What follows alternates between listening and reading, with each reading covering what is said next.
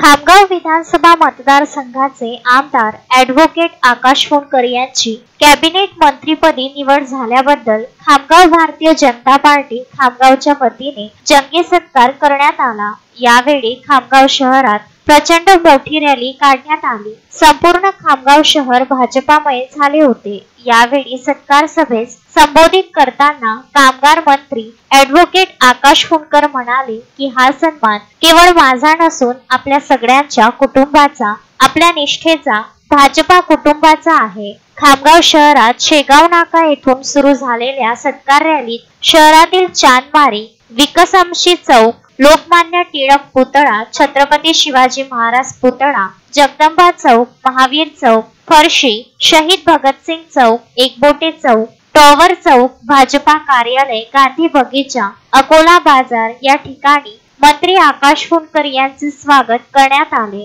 ठिकठिकाणी फटाक्यांची आतिषबाजी, पुष्पवर्षाव करण्यात आला। तसेच माता भगिनींद्वारे ओवाळून आशीर्वाद व शुभेच्छा देण्यात आल्या। हजारो लोकांचा प्रवाह या मार्गाने मार्गक्रमण करीत होता। यावेळी टॉवर चौक येथे संपूर्ण फुंडकर कुटुंबांचा सत्कार करण्यात आला। यावेळी सागर फुंडकर यांनी भगवा दुपट्टा घालून मंत्री आकाश फुंडकर यांनी आपला मोठ्या भावाप्रती आदर व्यक्त केला। यावर सागर फुंडकर यांनी ॲडव्होकेट आकाश फुंडकर यांचे कपाळावर चुंबन घेऊन आपले प्रेम व्यक्त केले। यावेळी कार्यकर्त्यांनी मोठ्या प्रमाणात विजयाच्या घोषणा दिल्या।